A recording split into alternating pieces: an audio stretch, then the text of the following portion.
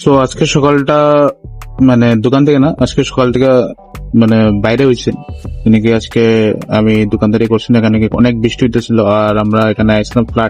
ফ্লাডের কোনো আশঙ্কা সবাই করতেছে, চিল্লাইতেছিল সবে, টাউনের মানুষে আর ইয়ের মানুষে, মানে আমরা বাড়ির সাইডে মানুষের সবাই চিল্লাইতেছিল যে এখানে মধ্যে ফ্লাডের লেগে মানে একবার এই যে জায়গাতে আমরা দাঁড়াই আছি 2018 সালে এখানে মধ্যে পুরা ব্রেক হয়ে গেছিল আর পুরা জল টাউনের ভিতরে আমরা বাড়ি সবের মধ্যে প্রায় পুরো 7 দিন জল আসলো।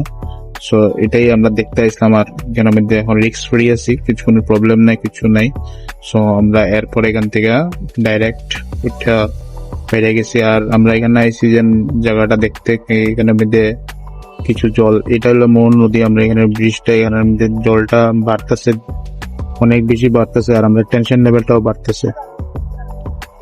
আমরা এই জায়গাটা দেখতে আইছি।